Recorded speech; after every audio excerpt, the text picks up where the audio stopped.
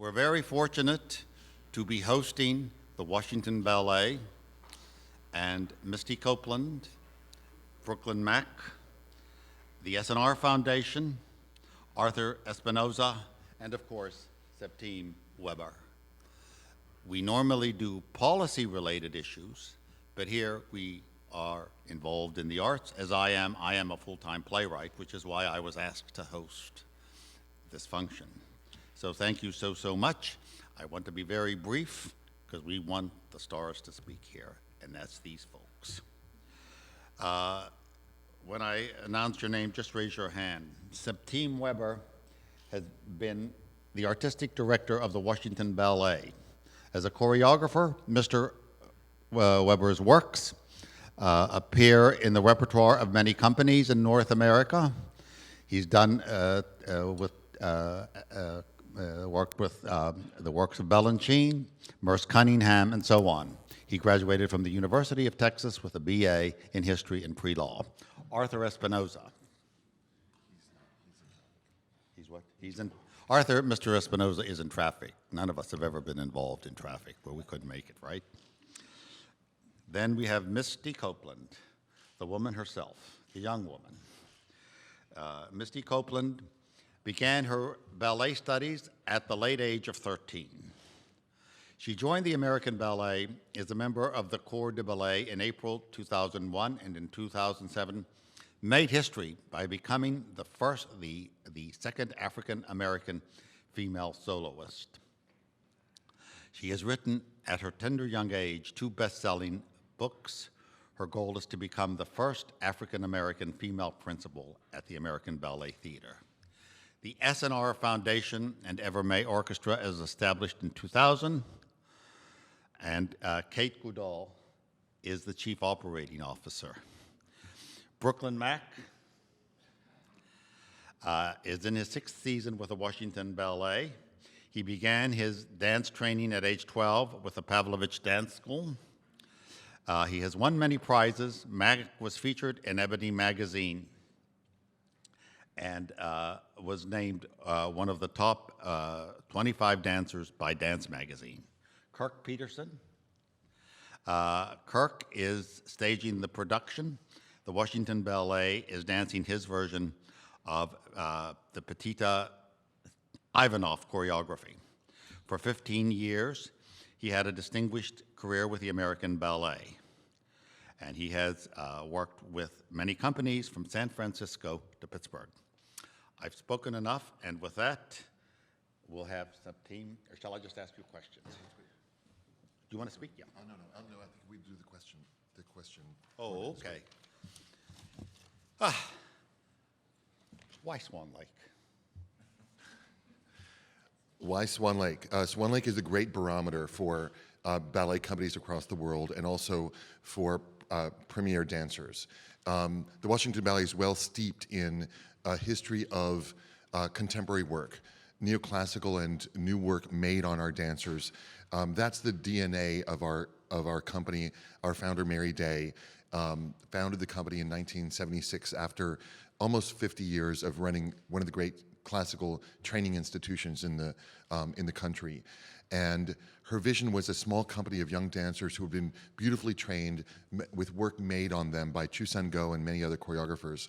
I certainly continued in that tradition when I began as artistic director 15 years ago, but selectively began to carefully add 19th century repertoire to the organization's profile. We started with the production of La Sylphide, carefully mounting a really spectacular production of Don Quixote. Last year, Giselle, and it seemed like Swan Lake was the kind of the big one, the big beast to tackle, and we were ready for it as an institution. All the while remaining faithful and showing great fidelity to creativity and invention on the other wings of our repertoire. So that's on one level. But also I knew I had artists who were ready to tackle the production, and that this a tackling of a ballet like Swan Lake would advance the careers of the artists associated with the Washington Ballet. Furthermore, there was an opportunity to invite Misty to join us and really make history in dancing the lead role of Odette O'Deal opposite Brooklyn Mack, one of the great African-American classical dancers in our country. And not only, as you'll hear, I think, in a little while from Kirk Peterson, we'll be restaging a really important classic, but also questioning the paradigms of what principal dancers in these great classical roles should look like. What does the pairing of Misty and Brooklyn mean?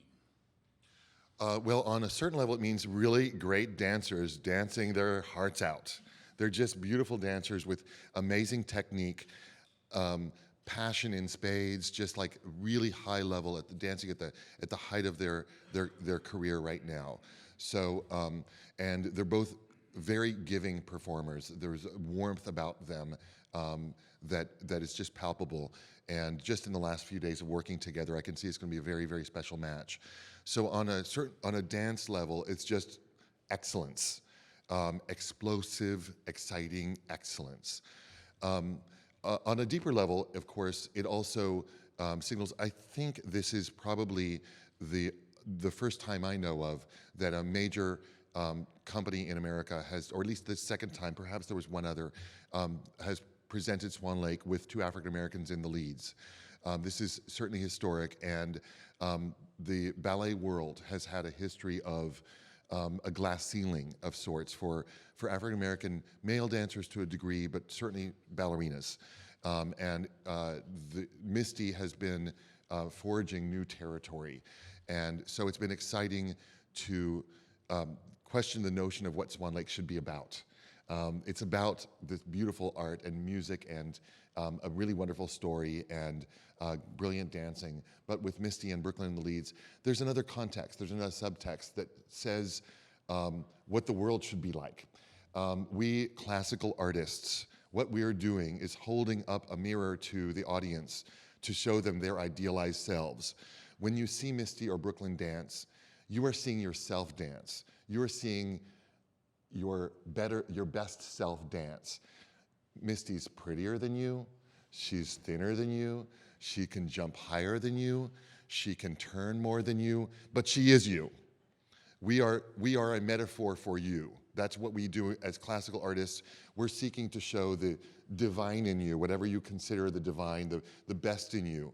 And so by having the best look different in different kinds of ways on stage all together, we're more truly reflecting the best selves of the audience. Art is at its most powerful and palpable when audiences can see themselves on stage. And so on that level, having them together shows a more true version of what we as Americans can be in terms of our best selves. Is race an issue in ballet? I had always presumed it was not.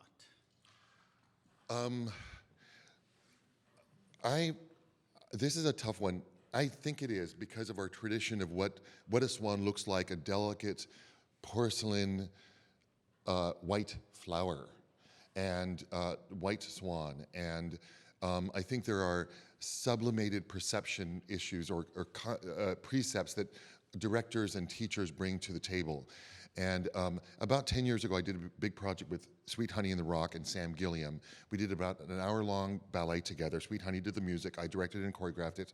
Sam built about 31 extraordinary large-scale art pieces that were the sets. And we toured nationally for about 6 weeks, Sweet Honey and Washington Ballet. And Bernice Regan-Johnson and I had a talk back after every show. And Sweet Honey in the Rock, I'm sure all of you know, just these powerful African-American women singing a cappella, really powerful women. And every night I got the same question, worded differently, but the first question I got literally for 6 weeks from the audience was, Mr. Weber, the presence of these beautiful, powerful African-American women on your stage serves to underscore the fact that there are no African-American women in your ballet company. Can you explain why that is? And I hadn't thought of that question directly that way, but my first response was, actually, we're working to change that, but there won't be meaningful change until the great ballet training academies become welcoming places for 9-year-old black girls. That these seem like places that parents want to send their children, and it's like a place that is appropriate for them. And about that time, realizing that this was very true, we'd already begun a program called Dance DC, a partnership with DC Public PS, an on-school time program aimed at kids in the district, getting them dancing. But about that time, we opened the Washington Ballet at the Arc, which serves to train kids in Ward 7 and 8. Some of you all may have been there. It's a remarkable $31 million building facility, and we're one of the main partners there.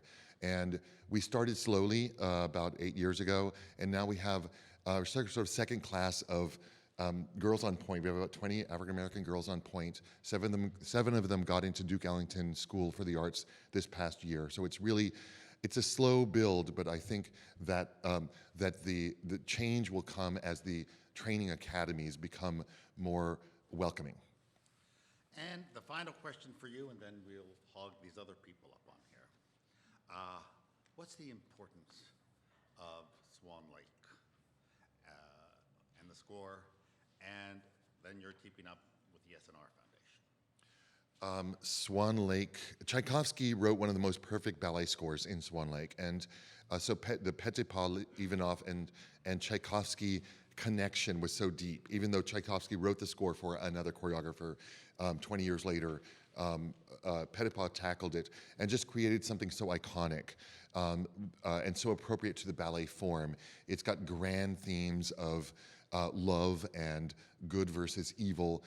It's an archetypical story, and so it has, on a dramatic level, great integrity. It also provides for dancers some of the most amazing challenges, and by working to rise to the occasion, dancers are better for having tackled that ballet. And we are thrilled to announce a new strategic partnership with the S&R Foundation. I know Kate's going to talk about it in a moment, so I don't want to steal her thunder, but we're really thrilled about it. And I know that there will be musicians playing who equal Misty and Brooklyn in their artistry, and we're excited about that. Thank you so much. And now, can Miss Misty Copeland come to the microphone? Misty? Misty, what is it like making history as the first African-American dancing woman in Swan Lake?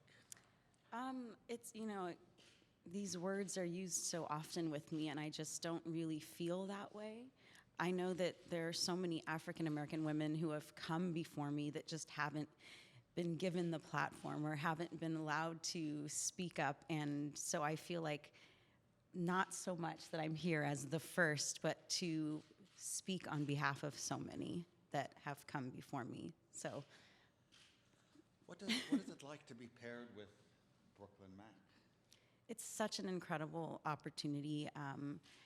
First of all, as an African-American woman, just to be able to be given the opportunity to dance a role like this. And it's something that I speak about so often with so many of the young dancers that I mentor and just have an opportunity to speak with. And I say, your dream should be limitless. Like, don't allow what I feel the ballet world has created in kind of stereotyping what a ballerina looks like. But at the same time, it's something that I think was so deep in my subconscious that I just never saw myself playing this role. I just never allowed myself to dream to be Odette.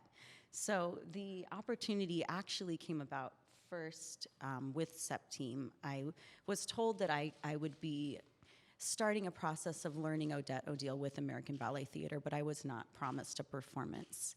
And I was here in Washington, and with my connection with the Boys and Girls Club, since that's where I took my first ballet class, I had the opportunity to visit the Arc, which is incredible, and I cried my eyes out seeing these little African-American girls on point performing for me. But it was kind of a culmination of all of these things in my history coming together, and SEP Team actually came up with the idea that you should come here and perform your first Odette Odile.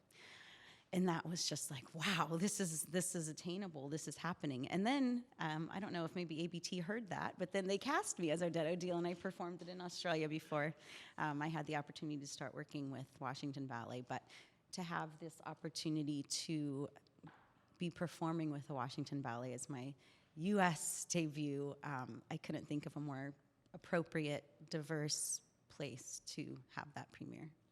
Misty, is there any difference in the preparation for this role as opposed to others you've done? Yes. It's like the most iconic role that a ballerina can portray, and so many that have come before me that I feel like I have to live up to.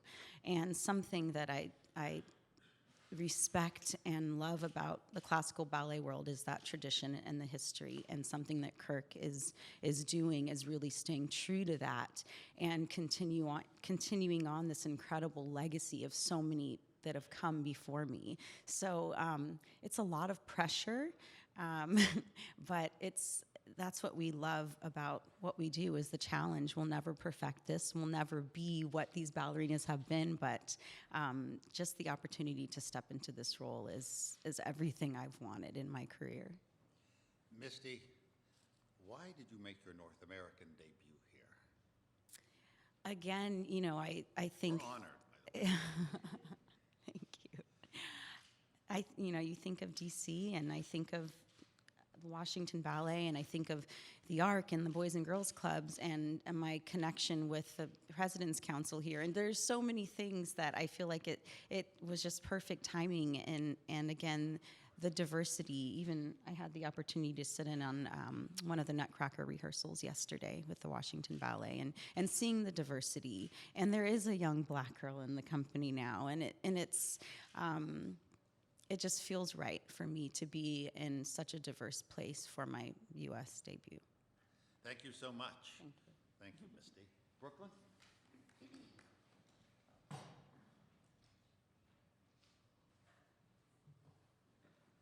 Brooklyn, you started out in Elgin, South Carolina, and it's been a long road for you. How have you dealt with the racial issues and the issues of gender stereotype? It has been a long road indeed. I've definitely encountered racial stereotypes quite a bit in my journey. I was no stranger to them even before ballet, growing up in South Carolina. But in the ballet world in particular, there's a sort of stigma and misconception, I think, yes, within the training institutions, as Septime mentioned, but also more widespread than that, and it permeates companies and all sorts of other organizations involved with ballet. I've been told that, black bodies literally cannot conform to the aesthetics of ballet, and it's just a ludicrous statement because everyone comes in all different shapes and sizes and has all different sorts of abilities. But it is still a somewhat widespread permeating belief that I've been seeking to destroy. Brooklyn, what's it like to be performing with Misty? It's incredible to be performing with Misty. She's an incredible artist, incredible dancer. She has superb technique, and as Septime said already, she's very warm, and I already feel a connection in our rehearsals. So I'm really excited to have this opportunity to perform with her and to break down barriers and change perceptions and conceptions and let everyone know especially young African American and minority children know that no matter what they see, no matter what anyone tells them, anything is possible, and the sky's the limit. And final question, and then we'll let you go. What does it feel like to be cast in this role?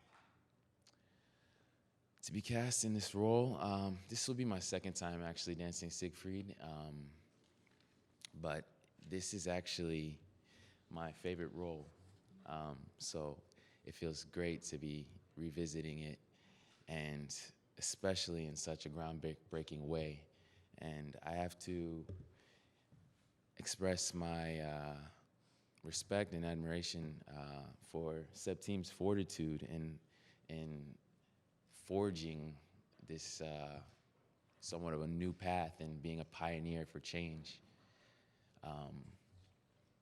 It's an honor to be cast in this role. Thank you so much. Thank you. Kate Goodall.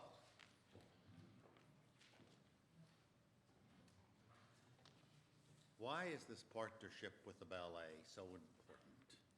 Yeah, thank you, Tony. Thanks, everyone.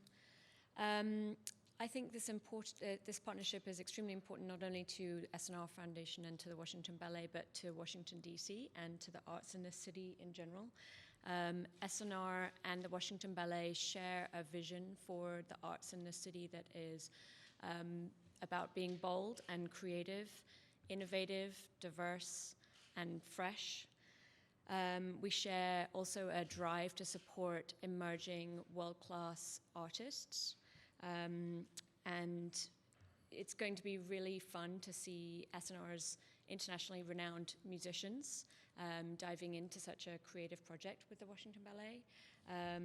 And SNR is extremely honored to have this opportunity to work with everyone at the ballet, including Septime and, of course, Misty in Brooklyn.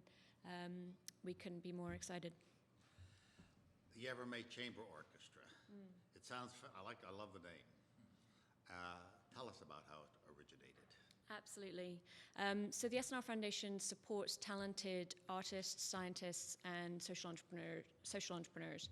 And the Evermay Chamber Orchestra was conceived by one of our founders, Dr. Ruji Ueno, and one of our past awardees, Tamaki Kawakubo, who's a violinist.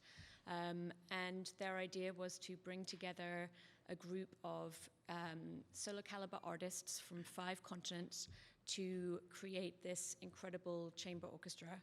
And then they started to seek the right opportunities to perform. Part of what SNR does is to recognize talented people in various sectors, to incubate them in various ways and give them opportunities to create. So the Evermay Chamber Orchestra is really the result of an artistic incubation. And then find ways to showcase that talent that ideally give back to a global society. So it's really starting small with talented people, and it's growing to large effect. Thank you so much. Of course. Kirk, where did you get, Kirk, I'm sorry. Sorry. I'm here. Kirk, how is this Swan Lake different from any other? It's a very long, complicated answer to that, but I'll make it brief. It's different because I have spent 30 years researching Act 2 and Act 4 of Swan Lake because it was dissipating and its its original text was going away. And I felt as if it was like sand slipping through my fingers. And so as I went through the years of my career, I kept accumulating information about Swan Lake through extraordinary people. And in some cases, they were 1 degree of separation from the original production, or 2 at most. So I had this wonderful opportunity to develop this information to put it back together. And so I kept going to people asking if they would be interested, and I kept being told that we have a production, we don't really need one right now, and so I kept doing it over and over again. Finally, it happened just a couple of years ago in Canada, but I have to thank Septime for bringing it to the United States, because this is the very first time its American debut is happening coming up April 9th. So it's actually Septime's thoughts. It was recommended by his ballet mistress, Elaine Kudo, originally to him, and then he called me, and we got going on bringing this production here. And I'm just also thrilled to have these incredible dancers to perform it as well. And just one other question for you. How did the Ivanov and Petiva interpretation get lost in translation? I think it had a lot to do with the new Soviet regime when it took over Russia after the revolution. In 1933, Agrippina Vaganova, who was the sort of head ballet teacher mistress in Russia at the time, was asked to create a new production based on the old 1895 one. And so she took that as a foundation and then created a wonderful new one for the time. And then it spread through Russia in different versions.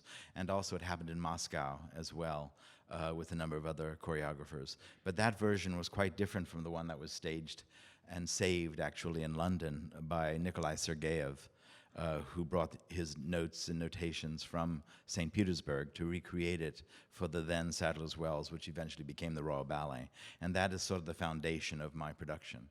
And it took me quite a long time to use that as the foundation, then accumulate other information from Mariinsky stars through the years. Thank you so much. Thank you. Arthur Canosa, where did you get stuck in traffic? You name it in this town. It's hard to tell. Good morning. Thank you We've all. never had to face that before. That's right. Arthur, what does Swan Lake mean for the Washington Ballet, and why now? Good question. Well, the Swan Lake really means a forging of great talent.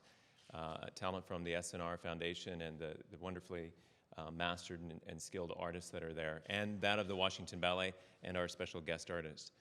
We're really excited about this opportunity to bring the best of the talent available to us to the Washington, D.C. community and beyond. Of course, we know we'll have a lot of people visiting us from outside the area, so this is really the right opportunity for us to take advantage of what we have. As you know, we've heard from so many of those that have spoken before me, the timing is just right. This is really the opportunity now, because we have someone who's just happened to be doing the role and given that opportunity, and we seized on that. And Septime, in his creative and really forethought about this production, has really pulled together all these opportunities to make it magical, and I know that's exactly what it'll be. And why it's so important to the Washington Ballet is because that's in line with where we intend to go and what we want to do. The Washington Ballet is all about supporting great artists and creating wonderful opportunities for our audiences to enjoy the best of what this beautiful art form can present for us. And the two, art and music, are inseparable, really. And so we are really putting forth the best at this opportunity. Good. What does this team mean between the Washington Ballet and the SNR Foundation? What's the significance of this? Well, again, it is really about great artists, mastering their skills, putting it together. We know that we're really blessed to have these wonderful artists, both Brooklyn and Misty, before us. We know that their years of training are going to pay off in this production. We know that that's going to bring a new sense of wonderment in changing our attitude about what we think about ballet, and that's what the Washington Ballet is about as well. It's about creating opportunity, and the fact that we have our engagement programs at the ARC, and the fact that we're so committed to this community really just underscores what we're looking forward to doing now and into the future. These opportunities where we're going to continue to be able to have wonderful things happen for our kids in the neighborhoods all around DC, but also our own students who are interested in ballet, and giving them that glimmer of hope that yes, I can do it too, no matter what. It's available and it's accessible to all, and that's really important to us. And I think it's the same thing for SNR Foundation. They've said they're really interested in nurturing these young and creative talents, and you need to be able to provide a fertile ground in which to do that. And we hope the Washington Ballet now and in the years to come will continue to be that fertile ground. And what do you see lying ahead for the Washington Ballet? Wonderful opportunities to see great people on stage and to learn the craft and the skill of ballet.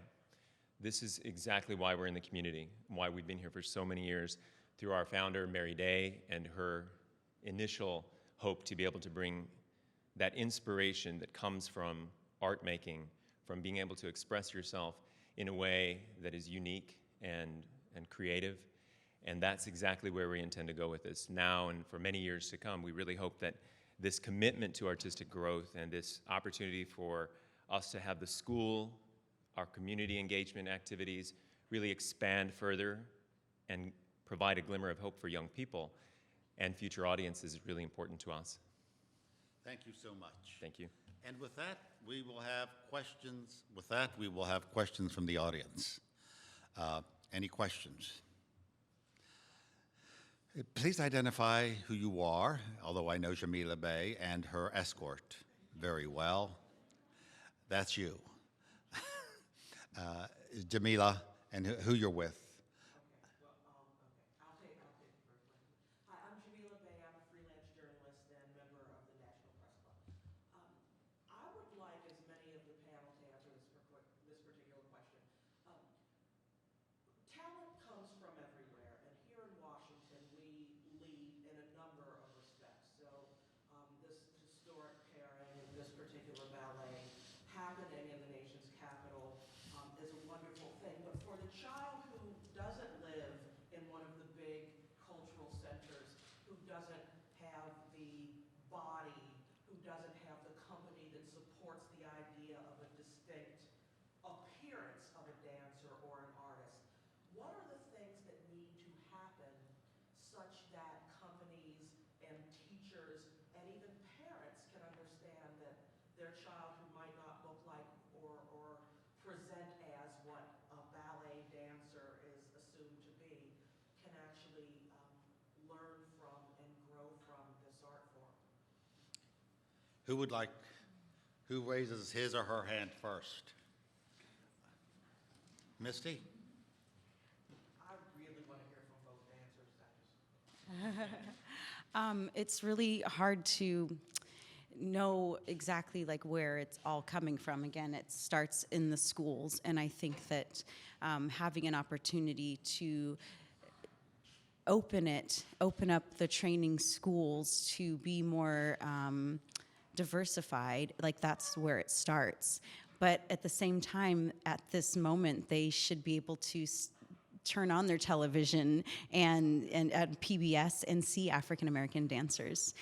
So it's a combination of things, of being able to see themselves on the stage, being able to see themselves in boardrooms and in, as teachers as well. So it's just diversifying everything and being able to see yourselves through all of those places. But it's a process that is ongoing, and I think the more that we talk about it, the more it's going to have to be approached, and the change will begin there. And that's why every opportunity I have, I'm constantly forcing the diversity discussion. Thank you. Brooklyn? And anyone else? Brooklyn?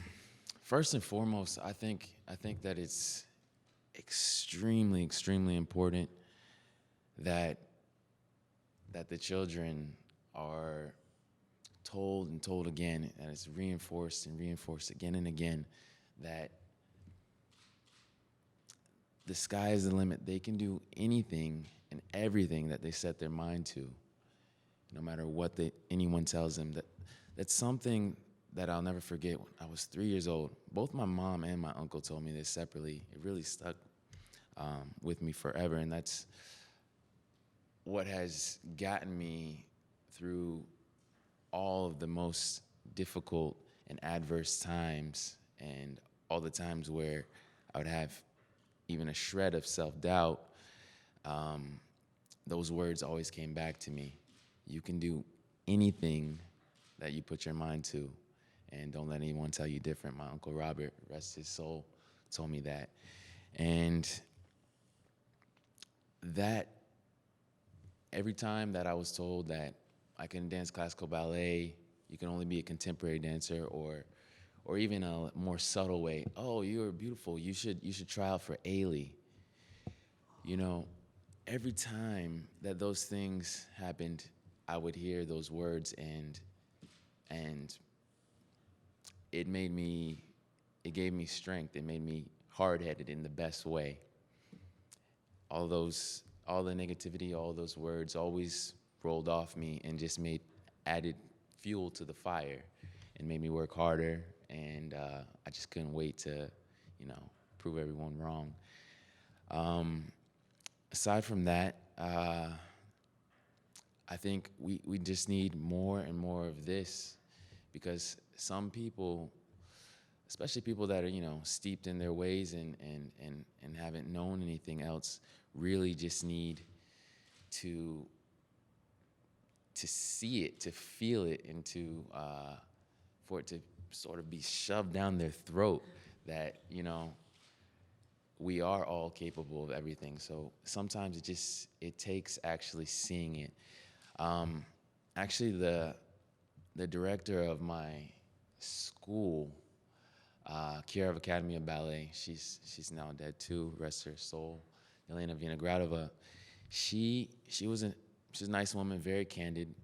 I remember my first year, she told me that, that I was a talented dancer, but that she didn't think that also that I could do, classical ballet, and that I should start thinking about my career as far as contemporary dancing. Though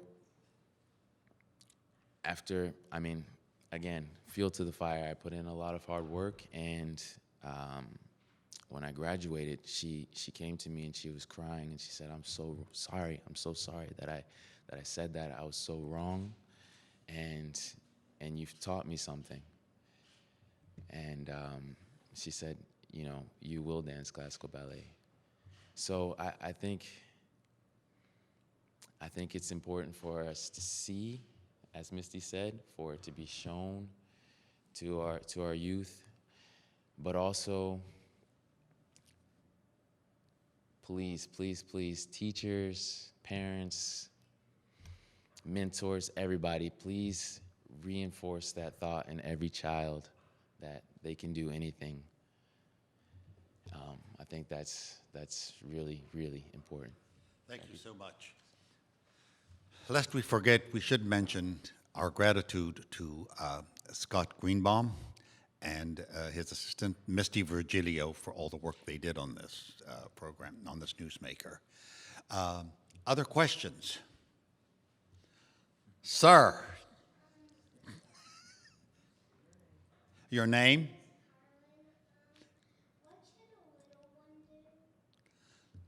That's an excellent question. What should a little one do? Misty?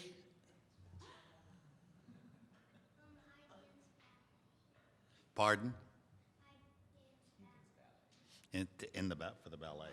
Get into the ballet. He dances ballet, right? I'm glad that you dance ballet.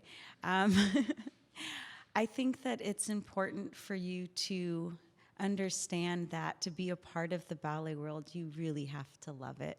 And I think that's first and foremost is really being passionate about this, because the hard work that goes into it is endless. And you spend more time in the studio, in class, and rehearsing than you probably do on stage. So I think it's just reminding yourself why you do it. And I think for all of us, especially as professionals, it's because we are absolutely passionate about it and love it. So love it when you step into that ballet class. Anyone else care to comment? No, come Brooklyn. Oh, I can I'm just say one sorry, thing. 15. You have to love it and you have to work hard. That's the real truth. He knows. Brooklyn? Sorry, 15. That's pretty much along the lines of what I was going to say. If you love it, then go for it, and listen to your teachers, because they're there to help you get where you want to be, and give 150% all the time. When you're tired, you don't feel like it, still get in the studio and push, because that's going to get you where you want to be. Other questions? If not, I have one or two. When is opening? April 9th. April 9th, and how long? 15th. And we're How long? I'm sorry. Could you give all the particulars? sure, we're running at the You don't Kennedy's. have to mention ticket prices. Okay, good. We are running at the Kennedy Center for a week at the Eisenhower Theater. We open on April 9th, and more information is available at washingtonballet.org. And when does it close? April 12th. April 12th. Peter Hickman, identify who you're with, sir.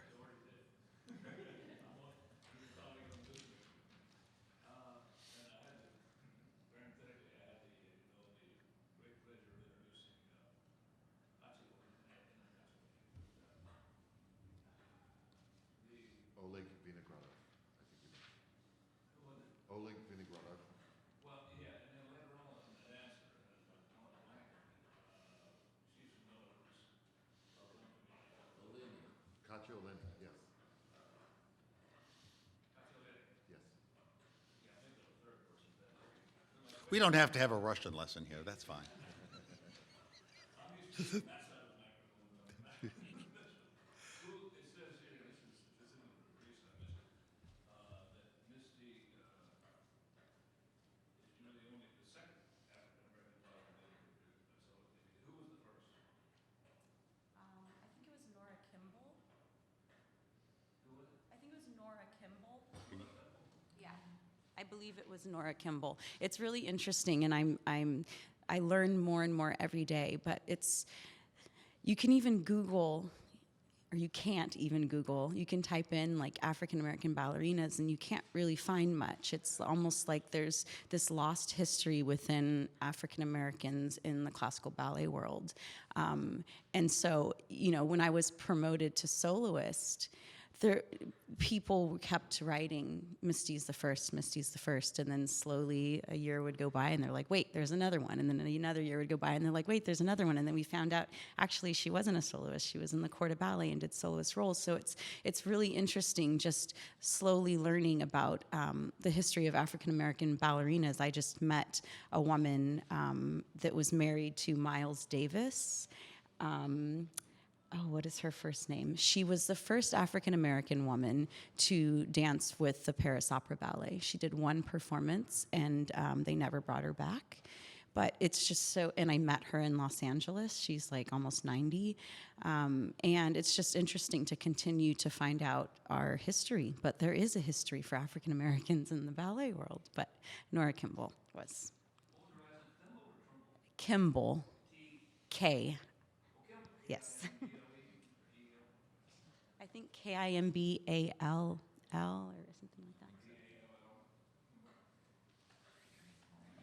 I just want to take an opportunity to comment on that because that's really sad what she says. It's unfortunate that you Google some search about ballerinas and African American ballerinas, and there's very little that comes up. So you asked me earlier about what's the future of the Washington Ballet, and I think that the future would be a Google search would result in information about the Washington Ballet being the company that really forged ahead and said, we're changing those stereotypes, we're changing what it means to be a ballerina and what you have to look like, and you'll find a deeper record of African American ballerinas coming from the Washington Ballet in the future. Any other questions? Ma'am? Hi, my name is Helena Andrews. I'm with the Washington Post, and I wanted to direct my question to you from the SNR Foundation in terms of the orchestra. I know that the ballet has had, the Washington Ballet has had something of the, I don't want to say contemptuous, but an interesting relationship with live music before, and I wanted to know at the Post in terms of the Evermay Chamber Orchestra, who are the musicians that will be performing? How many musicians will be performing? Are they union musicians? Can you speak more to the specifics of the orchestra? Sure, that's a great question. The Washington Ballet has had live music accompanying its performances, but the thing that the Evermay Chamber Orchestra brings to this is a collection of musicians from 5 continents who are all absolutely solo caliber musicians. I mean, they're each incredible in their own way. It's been formed by Tamaki Kawakubo. It'll be conducted by Nabil Shihata, who's a Munich-based musician. and it's going to be about 28 in total, so it's not a full orchestra, it's a chamber orchestra, but it will be a very full sound, the way that it's being orchestrated. And we can get you a full list of those musicians afterwards, if that's all right. Thank you for your question. Sir? Peter Sun with Capital Intelligence. My question is Sir, we didn't get that? Peter Sun with Capital Intelligence. Okay. Cross-border financial news agency, and we noticed Kuwait's in here involved. My question is more about New York's decline in the art world and new ideas, and Washington's becoming more and more primacies in the U.S. cultural world. We have this Black Renaissance in America. In D.C., we have the largest growth. We have double digits. We're getting more and more artists. We have the Cosby exhibition. At this point, do you see this like New York's sort of decline in the culture, sort of almost monopoly, and then us coming up? We have the Southeast, Northeast, a lot of good artists. I know how much you hate to answer that question, Septine. I did live in New York for 12 years before moving here. There are a couple facts that are converging to create a perfect storm, in my opinion, in Washington, D.C. One is relative economic growth.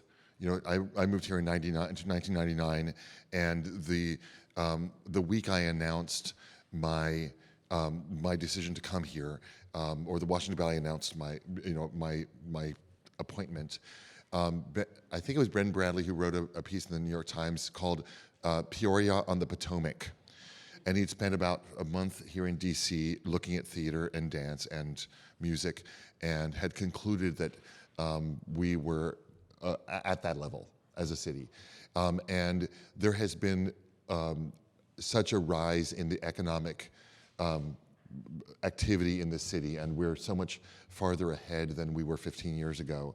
And that's fueled better restaurants in town, a lot of young professionals moving back into the district. The district is undergoing a renaissance in general, and that has meant resources for artists.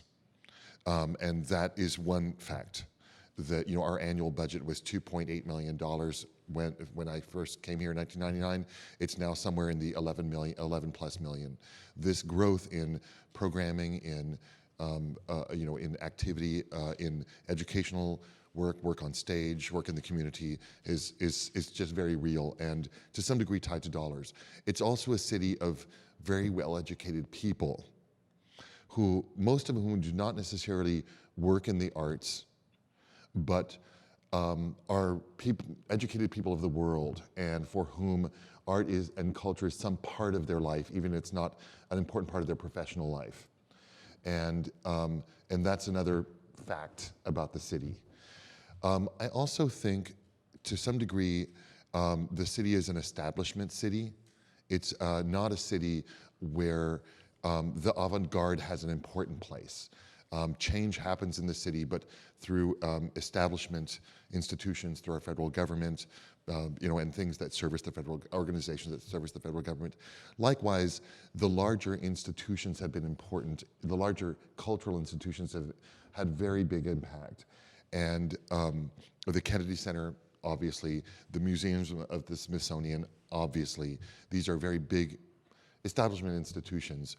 But because of their secure place, I think those artist practitioners who are engaging in more investigation and creativity have also found a place, not as important a place as they have found in cities like New York or San Francisco, or some cities in Europe, or say Paris in the 1920s. And nonetheless, the environment has created enough cushion so that artists can do their work, and it's exciting.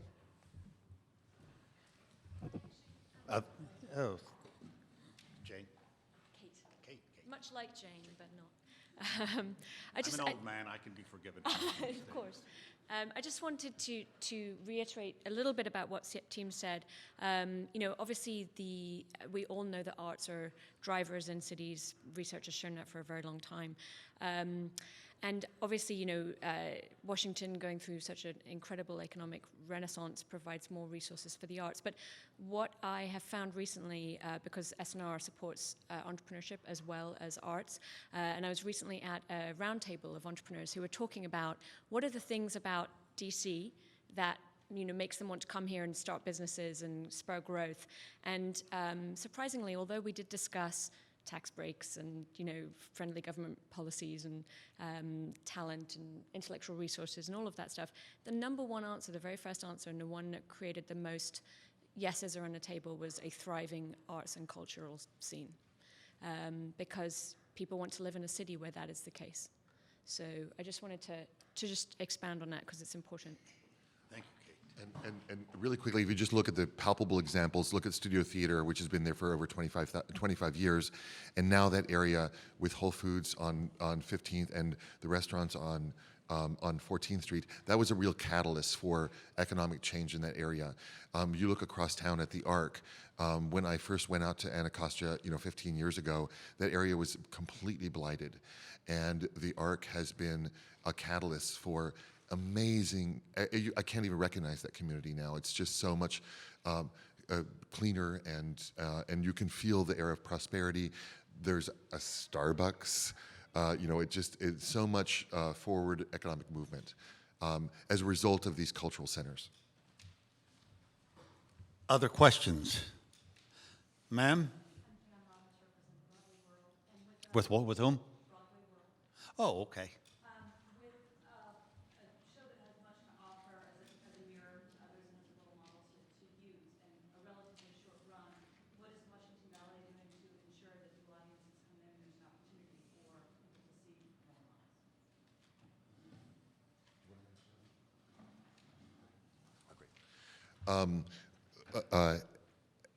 We are working that out. There's been so much interest in this production, and also in seeing Misty in Brooklyn. So tickets are at a premium. Actually, they're really scarce to come by these days. But we have programming that's geared towards all aspects of our community. A lot of programming for young people, and a lot of programming and programs like Swan Lake. We have developed through our Dance DC and programs at the Arc quite a large, kind of a high volume of introducing young people to the world of ballet every year. And that includes attendance at dress rehearsals for shows like Swan Lake, where their tickets are hard to come by. And next month, thousands of kids will come and see our production of The Nutcracker, for example.